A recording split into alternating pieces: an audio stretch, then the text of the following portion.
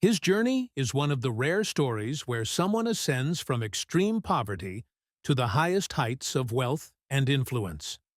Robinson's tale is sometimes motivating and sometimes disturbing, a clear demonstration of what occurs when ambition and greed go unchecked. Let me take you back to the year 1839, when a young John D. Robson was born into a world of hardship. In that small town with fewer than 1,000 people, poverty was widespread. The most enigmatic figure in this setting was undoubtedly Jack's father, known as Devil Jack. Unlike helping with farm duties, Jack's father engaged in everything but. He was an athlete, ventriloquist, hunter, and hypnotist, making him a peculiar and mysterious presence in their modest environment. An unusual hobby of Jack's father was training animals after he won a bear in a contest. He kept it as a pet and taught it to perform tricks. Jack's father dabbled in many things, but never fully committed to any. Sometimes he would suddenly leave town in the middle of the night, forcing Jack and his siblings to take care of themselves for weeks or even months. Then he would return in an elegant carriage, showering the children with toys and presents. This behavior puzzled Jack because their family lived in a noisy, dilapidated house. They wore worn-out clothes and faced hunger and cold every night, enduring a miserable existence interrupted only by these rare moments of extravagance. The reason behind this strange lifestyle was that Jack's father led a secret double life as a con artist. When he disappeared, Jack's father adopted the name Dr. William Livingston and traveled from place to place, selling useless herbal cures and potions to ill and desperate people. Since Jack's father was often away, Jack's mother asked Jack to help on the farm. She taught him strong religious beliefs and a strong sense of responsibility while they worked the fields together. For a boy younger than 10, balancing school and farm chores was exhausting, yet it imparted valuable lessons about discipline and hard work. Jack felt proud to support his family, and even began thinking of creative ways to earn money. For instance, he once followed a wild turkey into the forest, took its eggs, and raised the young birds until they grew up. Jack sold some turkeys, earning a decent profit on part of them while keeping the remainder to get more eggs and continue the cycle. Despite his youth, Jack was helping out each week and significantly contributing to the family's income. It seemed like the Robinsons were finally approaching a stable and comfortable life. However, when Jack was 10 years old, his father Jack faced accusations of sexually assaulting a young woman. Although there was no proof, the Robinson family endured public scandal, forcing them to relocate and start anew. One might expect Jack to slow down his schemes, mend his ways, and focus on repairing family bonds, but he did the complete opposite. Using the false identity of Dr. William Livingston, Jack married another woman in a different state, where he was unknown. This secret was kept from both Jack's mother and the second wife, so neither was aware of his two marriages. The impact on the family was clear. Jack was scarcely present.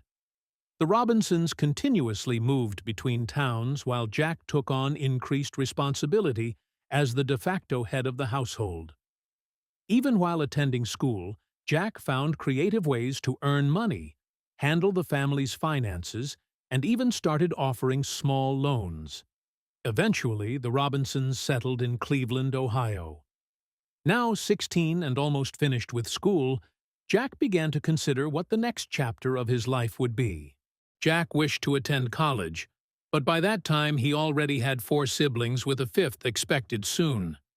Since Jack's father was even more absent than usual due to his secret second wife, Jack's mother depended on him to help cover their food, housing, and education expenses. As a result, college was no longer an option for Jack. He had to start working right away.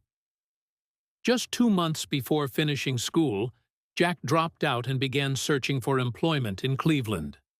He aimed high and created a list of the largest railroads, banks, and wholesale merchants in the city. Despite his ambitions, Every interview ended in laughter once they discovered Jack was only 16 years old. Jack encountered constant rejection, but the embarrassment never discouraged him. After 6 demanding weeks, he finally secured an interview at a small company in need of bookkeeping assistance. When they noticed Jack's neat handwriting, they decided to give him a chance and told him to begin working immediately without even discussing his salary. Jack was overjoyed and celebrated September 26th as a personal holiday for the rest of his life, calling it Job Day. To him, this day was more meaningful than his birthday. Although the company was modest, his first job taught him invaluable lessons about managing suppliers, paying bills, and understanding how a real business operates. One day, his boss came in. With a check for $4,000 placed inside a safe, Jack knew the safe's combination, so whenever his employer was away, he would open it just to hold the note in his hands, mesmerized by its value. Jack dreamed of one day earning as much as his bosses. Every morning before leaving for work, he told himself, "I am destined to be wealthy." On the last day of 1855, Jack's bosses paid him $50, meaning he had earned just over 50 cents a day. It was a small amount, but since he performed well, his employer raised his salary to $300 per year, roughly equivalent to $11,000 today. This raise gave Jack something he greatly desired: freedom from his father. With the support of Jack's mother, he could finally offer his family the steady life they had always wanted. From early on in his career, Jack personally donated about 10% of his income to various charitable causes. However, after 2 years of hard work, a recession slowed the business, and one of the firm's founders left. All of the responsibilities then fell to Jack, who became the lead accountant. Jack realized that the economic downturn had caused a significant drop in the company's revenue, and he suspected that closing might soon be inevitable. Despite this, Jack was not alarmed. His 2 years of experience had boosted his confidence enormously, and he was already preparing his boldest move yet. Jack D. Robinson was ready to launch his own venture. During his first job, Jack became friends with Maurice Clark, a 28-year-old chemist who worked nearby. Although Jack was only 18 at the time, he earned a strong reputation as a bookkeeper in Cleveland. One day, Maurice shared his idea of starting a produce business and proposed they join forces. After saving some money, they launched Clark and Robinson, diving into buying and selling grain, fish, beans, meat, and other food products. The beginning was challenging. Jack and Maurice were frequently worn out from searching for customers while traveling. Yet, running their own business brought them great satisfaction. Despite his initial shyness and quiet nature, Jack proved to be an effective salesman because of his maturity, which earned him the nickname Mr. Robinson. The older men in the trade quickly trusted him, and their clientele multiplied rapidly. Their most significant hurdle was lacking enough capital to expand and serve even more clients. However, Jack and Maurice devised a clever strategy. To secure a loan of $5,000, they spread the word throughout Cleveland that their firm intended to invest $10,000, creating the illusion of having abundant funds. This simple approach made banks more confident in lending to them, enabling them to obtain additional loans and grow their business. They found themselves in an excellent position when the American Civil War erupted, as business surged even further. Being a devoted Baptist, Jack was strongly against slavery and wished for the Union to emerge victorious. However, Jack was still responsible for supporting his family of 6, and if he stopped working, they would lose their income. Rather than enlisting himself, Jack paid $300 for a substitute and even funded the equipment for several more Union soldiers. The war significantly boosted the northern states' economy, and Cleveland became a crucial strategic point for the Union. Local food prices soared dramatically, causing Jack's produce business to increase revenue nearly fourfold almost overnight. In 1862, J.N. and Maurice earned a profit of $177,000, which would equal more than $500,000 in today's money. This was quite impressive for a young man of 23. However, an opportunity to multiply his fortune presented itself shortly after. Before electricity, people used oil lamps to light their homes at night. This oil typically came from whale fat, but hunting whales was expensive and challenging, and sadly, many species had been hunted nearly to extinction. In 1859, someone in Pennsylvania discovered that by using a tall wooden structure called an oil derrick, they could extract large quantities of crude oil by drilling straight into the earth. Extracting crude oil in this manner was inexpensive and relatively simple, so profits came rapidly, especially as demand continued to grow. Wealth surged during the oil boom as crude oil earned the nickname black gold, and that is when Jack was introduced to Samuel Andrews, a young entrepreneur seeking investors to establish a crude oil refinery in Cleveland, just a day's journey from the Pennsylvania oil fields. Andrews held a significant edge over competitors because he found that treating crude oil with sulfuric acid essentially purified it and converted it into kerosene. This kerosene burned longer and produced a brighter light than crude oil. Although the procedure was straightforward, the knowledge was carefully kept secret by the few who had uncovered it. Now that Jack and Maurice had ample funds, thanks to the success of their produce business, they saw wisdom in branching out. They lent Andrews $4,000 to launch his oil refinery. Initially, they treated this as a side project. Jack and Maurice continued running their produce business, while Andrews managed the refinery independently. Setting up proved surprisingly easy, and because kerosene was a superior product to crude oil, sales soared rapidly. Jack could no longer ignore the impressive figures.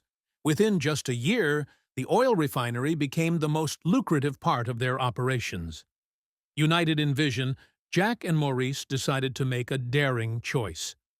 They abandoned their former business and committed fully to the oil sector. Nevertheless, their initial excitement soon met a huge obstacle, as the supply of oil was constantly challenging. At this unpredictable stage, oil had been discovered in only one small area of Pennsylvania, so many believed it would eventually run dry. Whenever a huge oil field was found, a whole community of oil workers would spring up around the location extract every last bit of oil, and then the settlement would vanish just as rapidly as it appeared. Because of this, there were times when oil was so plentiful that prices dropped to as little as 10 cents. On the other hand, if oil seemed scarce, prices could suddenly climb as high as $14. To say the oil market was volatile would be putting it mildly. To lessen this impact somewhat, Jack chose to avoid oil drilling and focus solely on refining the oil. But for J.N. and Maurice, the situation remained incredibly tense. When oil was easy to find, they were not as profitable due to low prices. And when the wells started drying up, they feared the last drop had been reached, and they would soon have nothing left to sell. The uncertainty was overwhelming.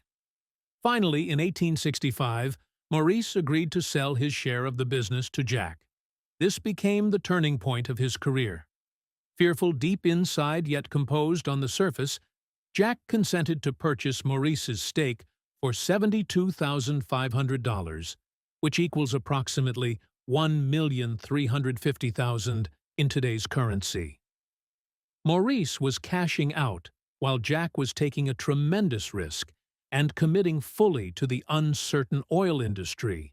Jack's venture seemed like a daily promise to himself that immense wealth was inevitable, and this belief was swiftly turning into reality. Just as a major deal was being finalized, a massive new oil reserve was discovered in the Pennsylvania oil regions at last, dispelling any worries he had about oil supplies running dry. Naturally, the market remained fiercely competitive. So, if Jack truly aspired to amass great riches, he would have to mercilessly overpower his rivals. The year before acquiring his business partner's share, Jack married a woman who shared his strong faith. Despite his growing income, Jack chose to purchase a modest home in Cleveland, where they started a family. With his personal life settled and the Northern economy booming after the Union Army's victory in the Civil War, everything was set for Jack to begin expanding his empire. After his partner's departure, Jack renamed the company Standard Oil and focused on constructing a second refinery while starting to export kerosene to Europe. Jack believed that the oil business would bring him vast fortune, but it soon became clear that he needed assistance. Therefore, he brought in a new partner named Henry Flagler to help manage the company. Both men shared remarkable similarities. Like Jack, Henry was not just seeking profit, but aimed to build an empire. When Jack shared his grand vision for Standard Oil, Henry fully committed and was equally devoted to their shared religious values. Disciplined and resolute like Jack, in reality, perhaps the sole distinction was that Henry was even more relentless when it came to business matters. Henry handled business exactly as he would treat warfare. The only way to achieve victory was to utterly destroy your opponent. Jack embraced this mindset as well. Competition in the oil refining sector was rapidly transforming into a battlefield, since others realized how straightforward the refining method truly was. The Robinsons' product no longer held exclusivity. New kerosene brands began emerging across the market. Consequently, Jack and Henry started devising plans and chose to establish strategic partnerships that would not only increase Standard Oil's earnings, but also damage their rivals simultaneously. One instance of this occurred when Jack secretly collaborated with the rail companies to secure transportation rates more favorable than those of their competitors.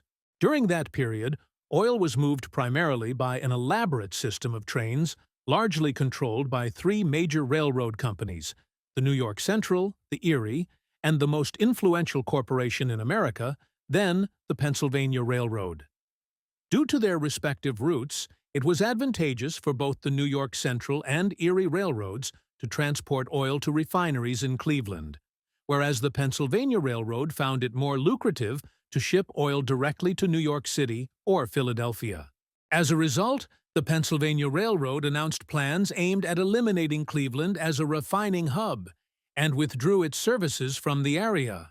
The entire city was shaken by the announcement that the biggest railroad was pulling out, and many refineries in Cleveland followed suit, leaving the city as well.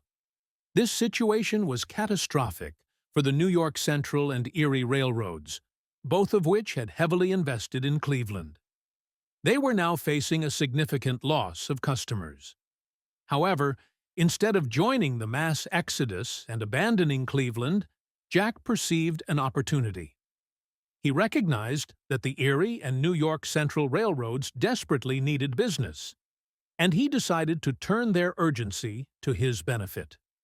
In return for a steady stream of oil shipments through their lines, Jack struck a deal with the Erie Railroad granting Standard Oil a 75% discount on the official shipping rates. Additionally, Jack secured another agreement with the New York Central Railroad to pay $165 per barrel shipped, while the official charge was $240. By obtaining these extremely favorable terms from both railroads, Jack effectively ensured that Standard Oil could transport its products at much lower costs. Despite the railroad's initial hesitation to accept such reduced prices, the promise of regular shipments was too tempting to refuse. Since these railroads shifted their focus primarily to shipping oil instead of a diverse array of goods, they could streamline their operations and increase their profits. This arrangement proved beneficial for everyone involved, except for the Pennsylvania Railroad and rivals of Standard Oil. Thanks to this agreement, Cleveland soon became the nation's largest refining hub.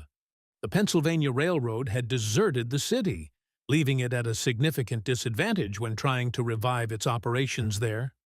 Naturally, the discounts that Sean arranged with the railways, known as railroad rebates, were kept hidden from Standard Oil's competitors. This meant all other oil companies were forced to pay the full transportation price on the very same trains. Here is the crucial point.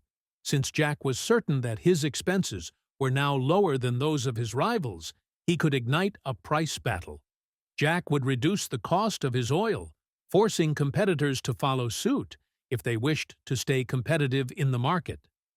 However, because Jack knew his competitors faced higher transportation fees and thus greater overall costs, they could not match his profitability even when selling at the same price. He understood that rival companies would not last long under these conditions.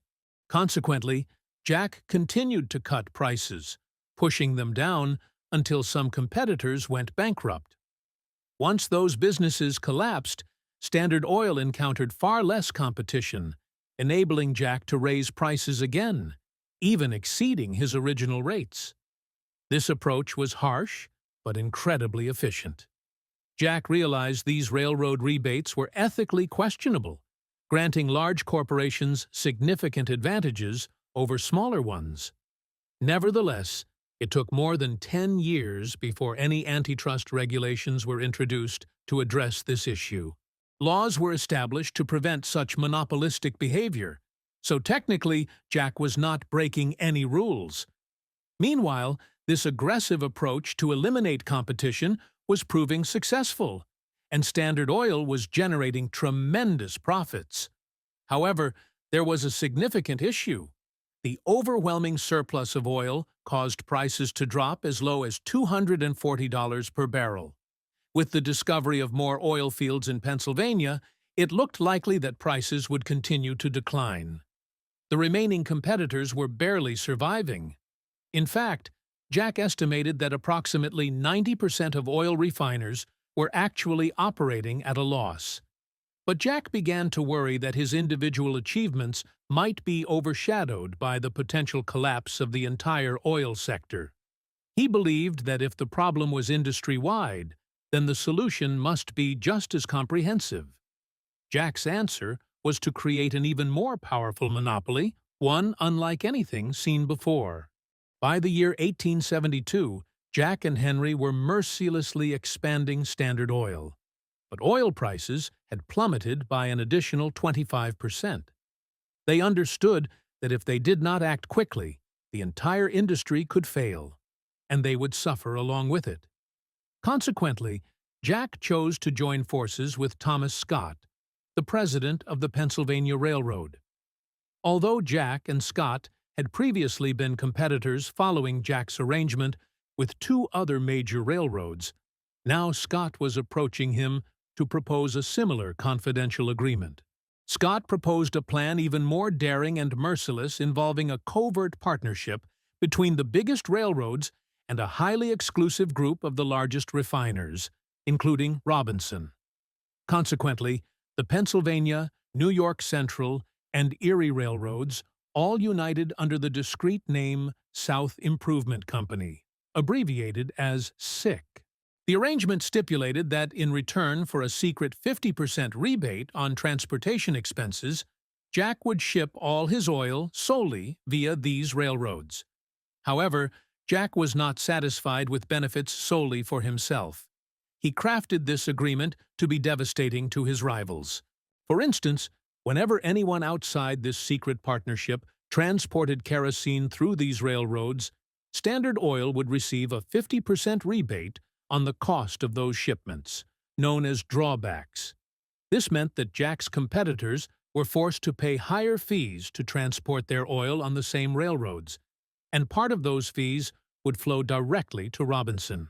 Moreover, the railroads would covertly provide Jack with detailed data concerning his competitors' shipments. He would learn every aspect of his rivals' operations and could then undercut them by offering kerosene at lower prices. Anyone not included in this secret alliance had no chance of survival. It was akin to a death sentence for those excluded from the circle. What made this even worse was that the outsiders had no awareness of the advantage wielded against them. Many of the Robinsons' opponents labeled the entire arrangement as a blatant attempt to seize power. But Jack truly believed it was the most effective way to rescue the oil industry. With numerous competitors flooding the market, the product was nearing being almost given away because of the excessive oil supply. Jack thought that eliminating these smaller refiners would ultimately benefit the oil industry as a whole. However, the opinion did not matter much at that point. When newspapers announced that the rates for the country's 3 major railroads had doubled overnight, rumors of a coalition between the railroads and refiners began to spread rapidly. People quickly pointed fingers at Tom Scott of the Pennsylvania Railroad and Jack D. Robinson of Standard Oil. As the whispers of this alliance grew louder, thousands gathered in protest, threatening both Standard Oil and the Pennsylvania Railroad with violence, destruction, and fire. Demonstrators hijacked Standard Oil shipments, spilled barrels of oil, and tore up the Pennsylvania Railroad tracks from the earth. Yet the most damaging response came from the oil producers themselves, who organized a boycott against the coalition. Deprived of crude oil, Jack's refineries were rendered useless. Only 2 months after its creation, the coalition had fallen apart in disgrace. This defeat brought significant negative attention to Jack, but he remained unfazed by it all. He simply resolved that if controlling the oil sector through secretive backroom agreements was impossible, he would achieve domination openly and seize the industry by force. Jack aimed to acquire as many refineries as he could and understand the workings of oil more deeply. Surprisingly, the Standard Oil combination failure brought about a significant shift within the industry. Despite the very public collapse of the combination, rumors persisted about a hidden cartel involving railroads and refiners. Many were anxious that a secret pact still existed between the major rail companies and large refining firms. Although such a deal did not exist, these whispers spread widely, causing widespread fear among oil refiners. They worried that if Standard Oil maintained a covert arrangement with the railroads, they would be crushed. Jack decided to use this fear to his benefit. Over a span of 6 weeks, a time now remembered as the Cleveland Massacre, Jack succeeded in intimidating 22 out of 26 refining companies in Cleveland into selling themselves for far less than their true value. So, even though the combination had failed, the dread it instilled pushed many refiners into panic, selling their businesses to JN. Since many refiners were already losing money, JN showed them his company's financial strength to demonstrate how well Standard was performing and to convince them that he could outlast all competitors. For most refiners, facing a losing struggle seemed the only option. Cashing out was clear from the start. Whenever someone decided to sell, Jack offered them just 2 paths. They could either agree to a binding contract preventing them from ever re-entering the industry or join Standard Oil. Since most rivals preferred joining Standard, Jack had the sharpest minds in the business working by his side. Those entrepreneurs who once ran independent companies were now absorbed under the Standard Oil banner into a massive corporation. Additionally, when new refineries became part of Standard's assets, they equipped them with cutting-edge oil refining technology, significantly lowering expenses. By the middle of 1873, Jack controlled an empire with an increasing number of highly efficient refineries capable of delivering more than 1 million barrels of kerosene yearly. He essentially held a monopoly over the Cleveland refineries. However, on September 18, 1873, a day historians label Black Thursday, a wave of bank collapses threw the American economy into a nationwide recession lasting 6 years. For the first time, oil prices plunged not due to surplus supply, but because of an absolute lack of demand. Standard Oil operated only 2 out of their 6 primary refining plants in Cleveland. 1 year following Black Thursday, A single barrel of oil was sold for as low as 48 cents, less than the price of the same volume of water. Everyone from miners to railways and refiners feared their seemingly unavoidable doom: bankruptcy. Yet, thanks to Standard Oil's meticulous financial management, excellent standing with banks, and updated refineries made Dr. William Livingston one of the few refiners in the nation able to still generate a profit. Jack always saw every crisis as an opportunity, sensing weakness in the market. At this point, Jack already held a dominant position in Cleveland, which was one of the leading refining hubs in the country. But he understood that the harsh economic environment was a problem affecting the whole nation. Refiners in other important centers such as Pittsburgh, Philadelphia, and New York were all experiencing significant difficulties. Because of this, Jack believed it was the perfect moment to acquire as many rivals as possible. He launched a nationwide campaign to buy out competitors, and if anyone hesitated to sell, Jack would employ indirect pressure tactics. For instance, he would purchase every piece of refining equipment and barrel available so his competitors could neither produce nor package their oil. If by chance they succeeded in making oil, he would reserve all railroad space for months, preventing them from shipping their products anywhere. Another ruthless strategy Jack used was pressuring railroads to increase freight rates for other refiners so high that bankruptcy was inevitable. Thanks to his detailed shipment records, he would wait until these competitors were on the brink of collapse and then offer to save their businesses by purchasing their companies. For mere pennies, eventually, everyone whom Standard Oil aimed to take over was either merged into the expanding giants or crushed beneath its pressure. By the time the economy began to improve, Standard controlled more than half of Pittsburgh's refining ability, as well as the largest refineries in Philadelphia, and had established a dominant position in New York. To strengthen its grasp on the industry, Jack constructed a system of pipelines that transported crude oil into their refineries and sent refined oil out to major cities. These pipelines meant Standard depended less on railroads for oil transport, which further lowered their per-unit costs. With pipelines stretching along the eastern seaboard of the United States like sprawling tentacles, Standard Oil earned the fitting nickname, the Octopus. Although still only in his 30s, Jack D. Robinson was now the unquestioned ruler of oil refining and one of the richest men nationwide. However, by this point, numerous people had fallen victim to Standard Oil's ruthless business strategies. The largest newspaper in America at the time even described the company as the cruelest and most rapacious monopoly ever to take hold of a nation. Jack's list of adversaries was becoming alarmingly long. For the railroad companies, the oil sector was a huge source of business, since miners had to transport oil from the wells to refineries and refined products, then needed to be shipped to major urban centers. When Standard Oil began installing an extensive network of pipelines throughout America's eastern shore, the railroad companies faced a major challenge, as one of their largest clients was gradually bypassing them. Tom Scott, who owned the Pennsylvania Railroad, decided to build his own pipelines, but went a step further by establishing his own oil refineries. This move put Scott in direct competition with Jack, who perceived it as an act of war and decided to retaliate fiercely against the country's leading company. Jack immediately ceased all dealings with the Pennsylvania Railroad and redirected his oil shipments through alternative railroad companies. Next, Jack reduced the price of Standard Oil kerosene, forcing rivals to follow suit, which squeezed their profit margins and cut down the volume of shipments via the Pennsylvania Railroad.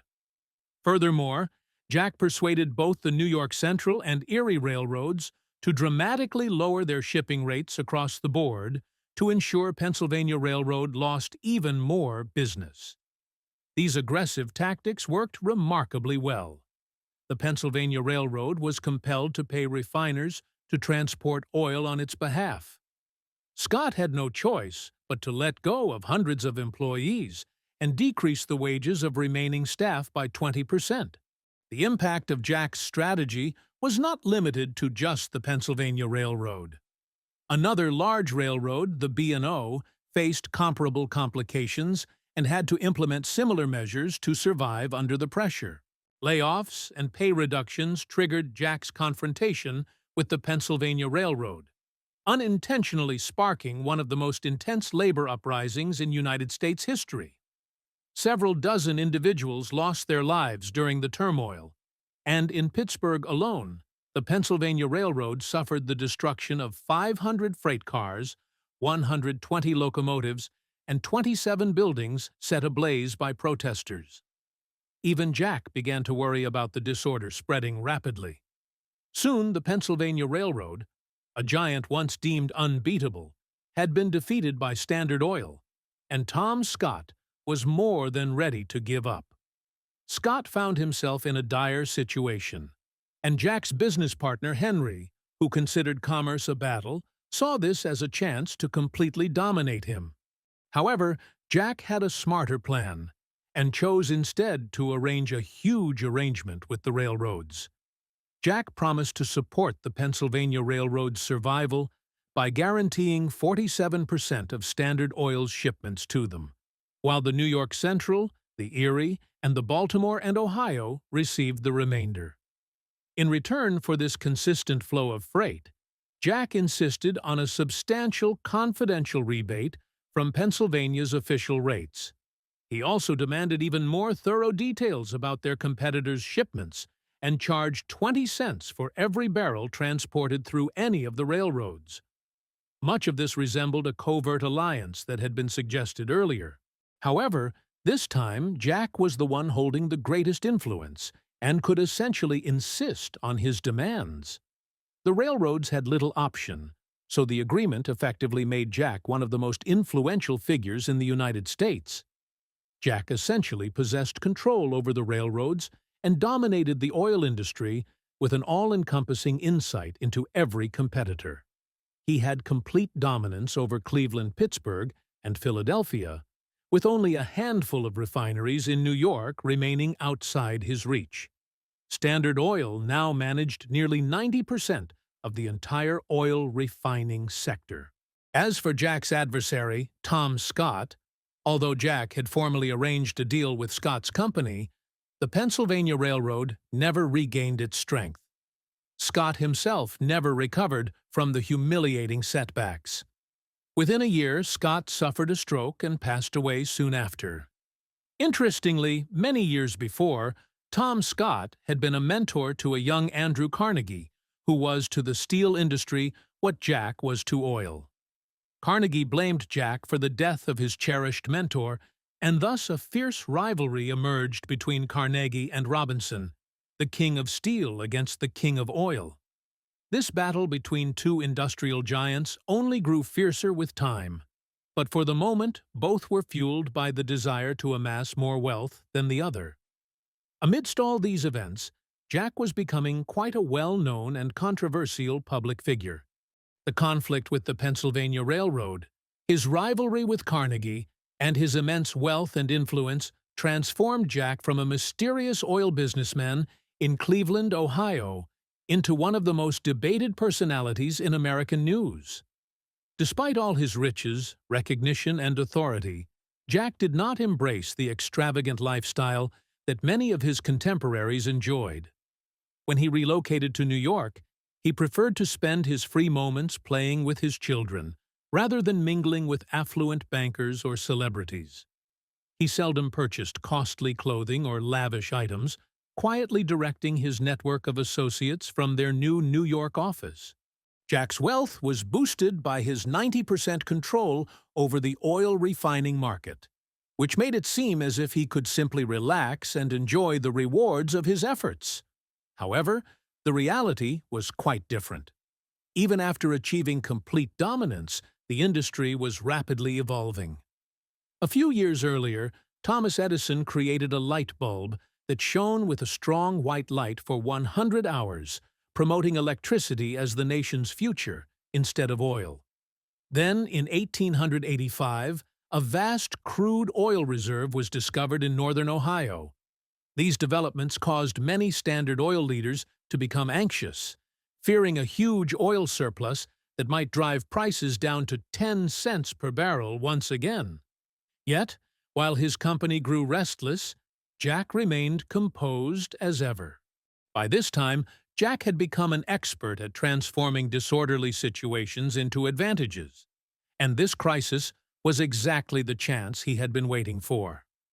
But before we dive into that, let us talk about an opportunity for you. It has often been said that attention is the new oil. Those who know how to communicate their message effectively and build an audience are the ones currently leading the business world. This is where today's sponsor, School, comes in to assist you. School is a platform where you can either create your own community or explore others. Owning a community means having a group of members who naturally focus on your message as they interact daily. On School, you can establish your own community within minutes and tailor it to your preferences. Your members can join either for free or by paying a membership fee, and you can grant access to courses, events, and more, bringing people together and keeping your audience highly involved using School's built-in leaderboards and gamification features. If you want a space to connect with your audience, School is the perfect option. Likewise, if you want to discover a new community and find like-minded individuals, you can do that easily too. School is the ideal platform to create or explore communities. Just click the link in the description below to see it for yourself. Up until this time, Standard Oil had concentrated solely on the refining of oil, and the company had been focused on horizontal integration, acquiring other refining businesses that operated similarly. But Jack understood that the oil discovery in Ohio would revolutionize the industry. He wanted his company to benefit from Ohio's emerging oil fields, which gave him the perfect reason to initiate ambitious plans for vertical integration. Standard Oil would now take part in every stage of the supply chain. Jack aimed to eliminate any intermediaries and gain full control over the oil industry, from wells to refineries, transportation, storage, and retail. Consequently, Jack invested heavily in every segment of the business, transforming Standard Oil into its own supplier, transporter, producer, and seller. Standard Oil already had a solid industrial foundation to ensure continuous profits. While Drum explored ways to make Ohio's new oil fields profitable, he started purchasing land in the region, constructing hundreds of derricks for drilling, and installing pipelines for oil transport.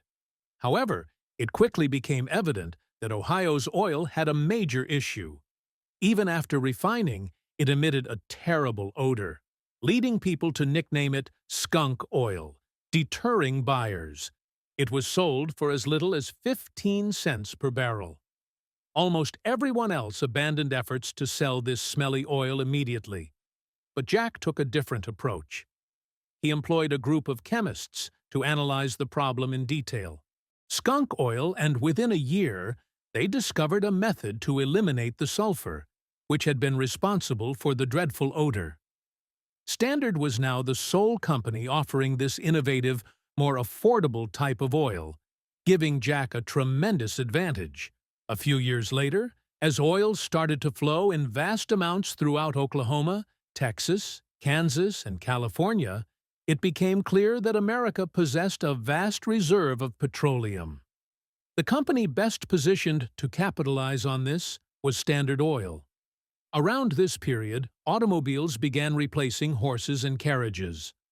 Fortunately for Jack, the crude oil refining process produces a significant byproduct called gasoline. With affluent consumers embracing the automobile, Standard found a way to convert a previously discarded substance into a lucrative new revenue stream. This strategy allowed Jack to continue thriving even when the United States faced another economic downturn in 1893, forcing 600 banks to shut down. Despite the dire circumstances, Jack's fortune grew larger than ever. As a result, Jack stepped back from daily management duties at Standard Oil and started focusing more on other investment opportunities. Given Jack's business acumen, one might assume he was also an expert investor. Yet examining his personal investments at that time would reveal a different story. Many of his investments were deeply unprofitable, but Jack realized that if he wanted to preserve the family fortune he had built so far, he needed to organize his finances carefully. To assist with this, he employed a Baptist minister named Frederick Gates. It is hard to say what Jack truly thought when he chose a former clergyman to manage his wealth. Yet years later, when asked about the most impressive businessman he had ever encountered, Jack pointed to Frederick.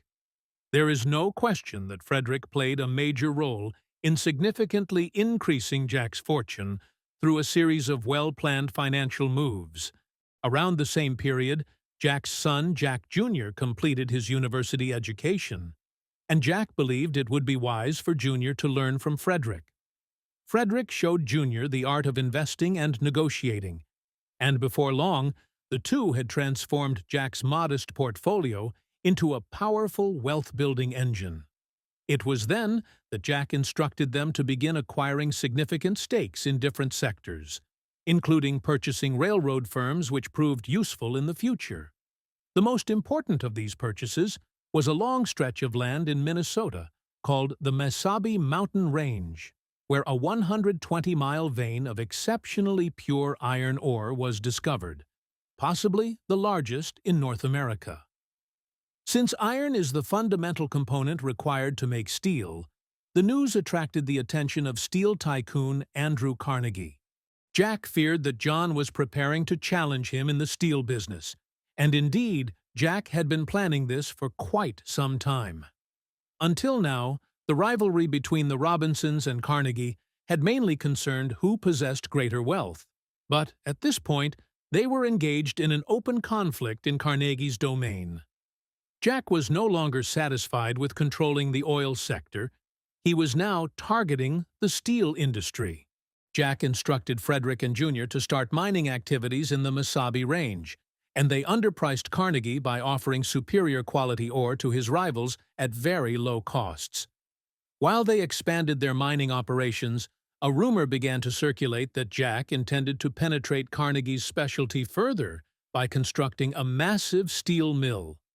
On Carnegie's side, he had enjoyed several decades of leadership in the steel market, which gave him considerable influence over Jack. Yet he faced two major challenges. Firstly, Jack possessed an iron source that was more abundant and of superior quality than Carnegie's. Secondly, Carnegie had erred in believing that iron would remain cheap and easily available forever, leading to his failure to invest in iron mines during recent years. Over time, Carnegie's mistaken assumption proved to be false, and his supply of this crucial resource was diminishing. Desperate to salvage his enterprise, Carnegie approached Jack, Frederick, and Jr. to negotiate a deal. By the end of the discussions, both parties had reached an understanding. Carnegie agreed to purchase. At least 600,000 tons of ore from Jack's mine were to be transported every year, along with an additional 600,000 tons from Carnegie's own mine, exclusively using the railroads that Jack now partially owned. In return, Carnegie would receive a confidential rebate from Jack for providing such a significant volume of business to his rail lines. This arrangement mirrored the kind of secretly advantageous deals Jack was accustomed to making with railroad companies for oil transportation. Except now, he was the one offering Carnegie a hidden rebate. To finalize their pact, Carnegie promised never to purchase land near the Mesabi Range, while Jack agreed never to construct a steel mill. The partnership appeared favorable for both parties, allowing them to put aside their differences in hopes of enormous profits, simultaneously undercutting their rivals. News of the alliance between these two former adversaries quickly spread, sparking excitement on Wall Street. Investors eagerly sought to gain wealth by putting money into Jack's iron mines and Carnegie's steel mills, both of which now seemed unstoppable due to their teamwork, rather than rivalry.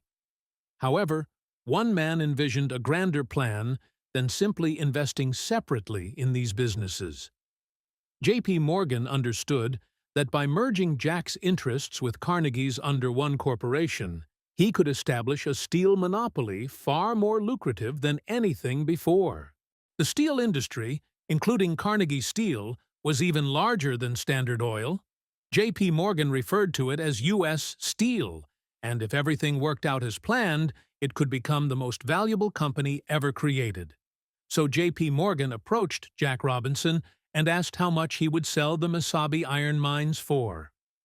To his surprise, Jack said Morgan should speak with his 27-year-old son, Jack Jr. Morgan assumed he would be negotiating with a novice. How much could this young man really understand? However, when J.P. Morgan met Jr. and straightforwardly asked him what his price was, Jr. remained unfazed by the richest banker on Wall Street. He calmly replied, "Mr. Morgan, there must be some misunderstanding. I did not come here to sell. I understand you wish to buy." Jr. insisted that J.P. Morgan must set the price for the Mesabi territory, which effectively gave Jr. the upper hand in the negotiations. Morgan was so taken aback that he had to leave his office to reconsider his approach. Eventually, Morgan made an offer. In exchange for complete ownership of the Mesabi mines and the existing mining operations there, J.P. Morgan proposed a total of $88.5 million in U.S. Steel stock, equivalent to just over $3.1 billion today. Later, Morgan acquired Carnegie's entire steel empire and incorporated it into U.S. Steel, making it the world's first billion-dollar corporation. Remember, Jack Robinson now held a massive portion of that company, and his U.S. Steel stock soon soared to more than $200 million. With the rapid expansion of the automobile industry and the growing demand for gasoline, Standard Oil was becoming an even more dominant monopoly than before. Moreover, thanks to Frederick, Jack's investments were finally organized as well. All these factors combined caused Jack's fortune to increase to extraordinary heights. His wealth was now diversified across various sectors, and Jack was prepared to fully retire from the business world. Yet, Jack never made a formal announcement about his retirement, which turned out to be a serious error because the public continued to strongly associate him with Standard Oil. This connection would soon lead to major trouble. Even though he had stepped away from active management, Jack still held approximately 30% of Standard Oil's shares.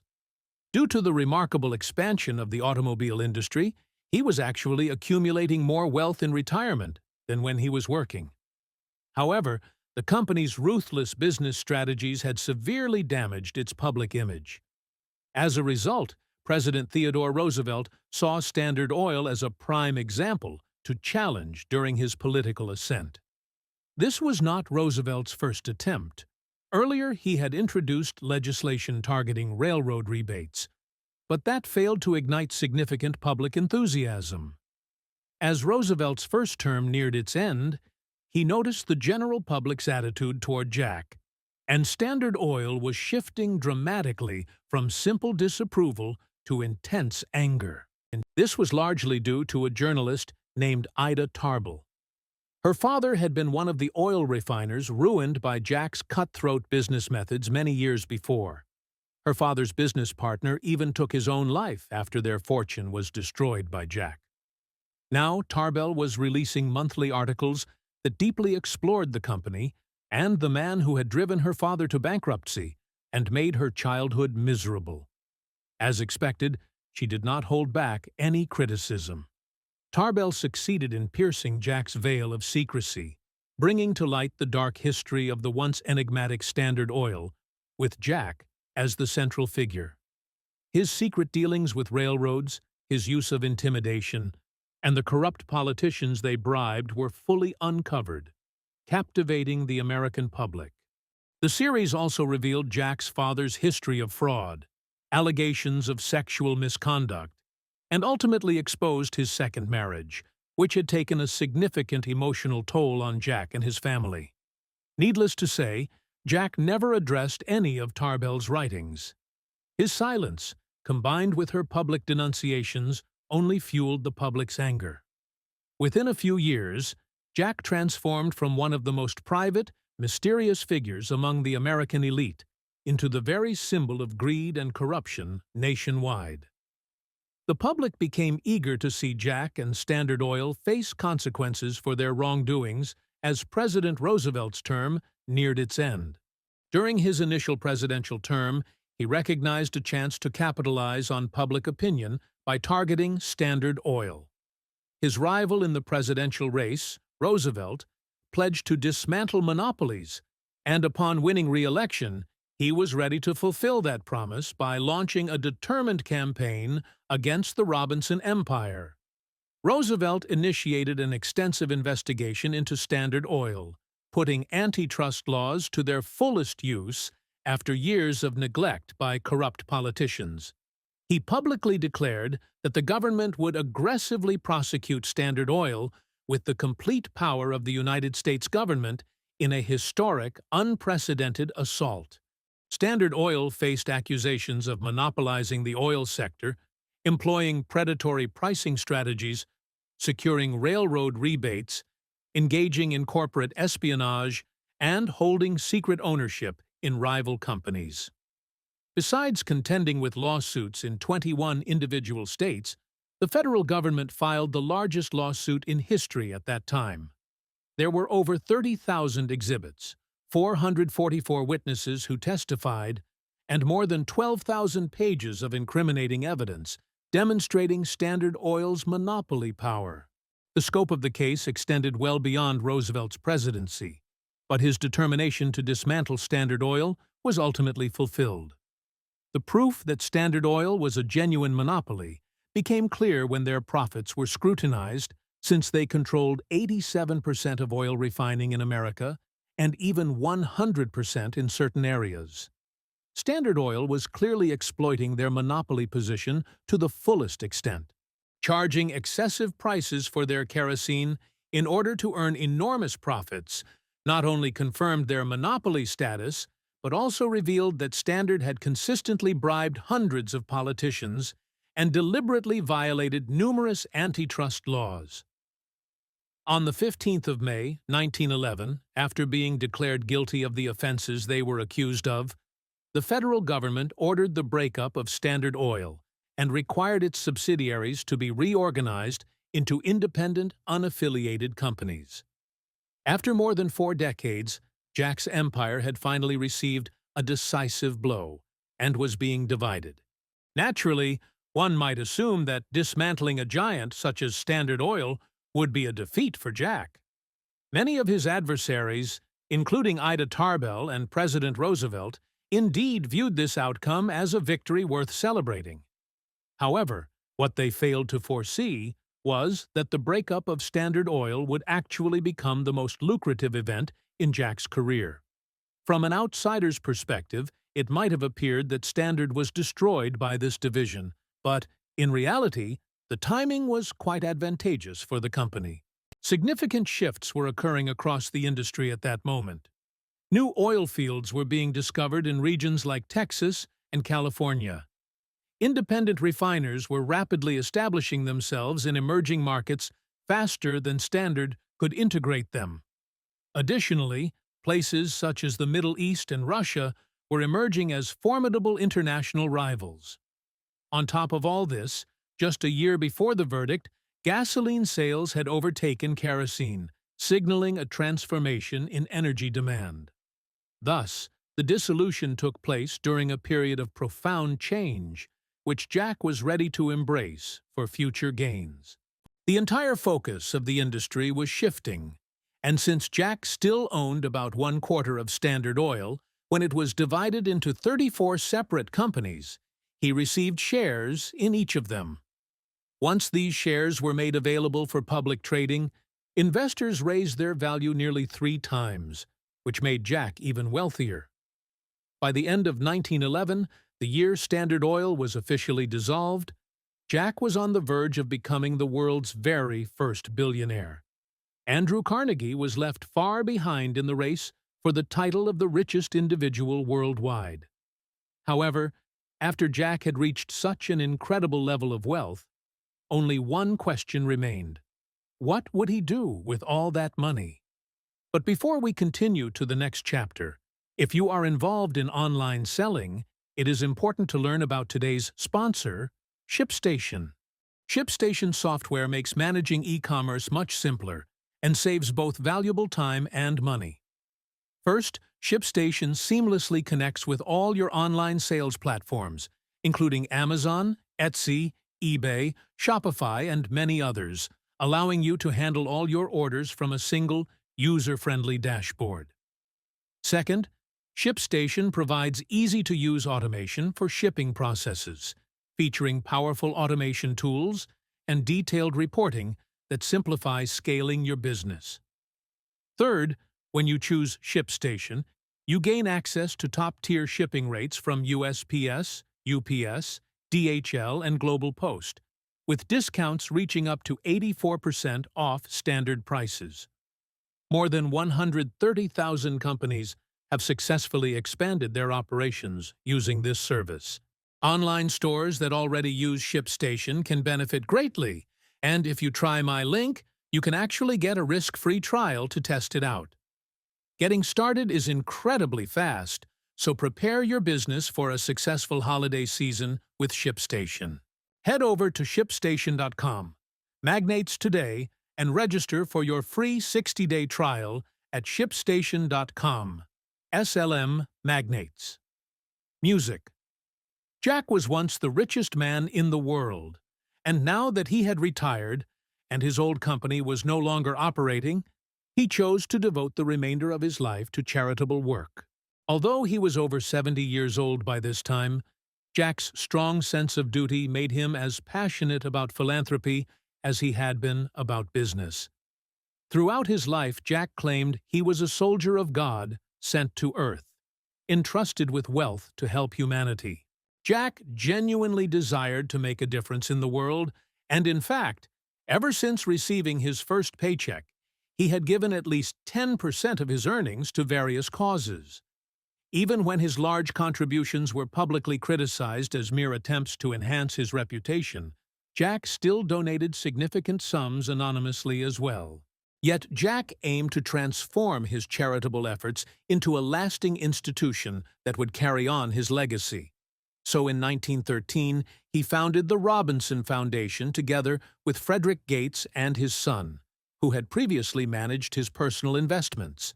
By now, Jack Jr. had donated nearly $150 million, and in the years ahead, he would personally gift a grand total of $540 million. In addition to that, Frederick and Jr. continued to contribute more than $537 million through the foundation, while Jr. himself gave an extra $540 million from the fortune he inherited from his father. Over its century-long existence, the Robinson Foundation has donated countless billions of dollars and still actively supports various causes today. Estimating the total amount, especially when factoring in inflation, is a complex task, but it is safe to say the sum reaches well into the tens of billions. This firmly places Jack among the most magnanimous philanthropists in history. At its creation, the Robinson Foundation concentrated on two key areas: medicine and education, and it has undoubtedly made a lasting impact on society. In medicine, Jack's support for laboratories and medical research institutions helped ignite an era of scientific breakthroughs that saved hundreds of thousands of lives, from diseases such as hookworm, malaria, and meningitis. Regarding education, Jack's funding played a crucial role in lifting the southern United States out of deep poverty, facilitating the construction of hundreds of schools worldwide. This includes two of the most distinguished research institutions on the planet today. The Robinson Foundation now extends its generosity to a wide array of other causes, a legacy that all began with a 16-year-old who had, to enter the world of business, in order to support his family.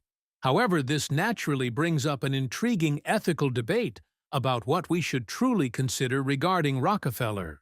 Clearly, Jack's legacy has two distinct sides. As the author of his biography explains, the challenge is that his positive attributes are just as significant as his negative ones. It feels almost like there were two entirely different Jack D. Robinsons. Unquestionably, there is a generous and admirable aspect to him, but there is also a ruthless, dishonest, and harsh side. Both perspectives hold truth. Yet regardless of your opinion about Jack D. Robinson, the undeniable fact is that he remains one of the most captivating entrepreneurs in history.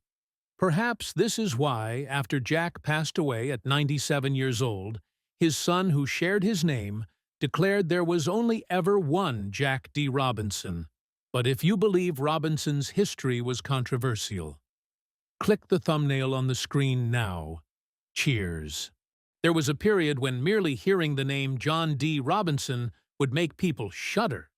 He was not only the world's first billionaire, but also among the wealthiest individuals in history.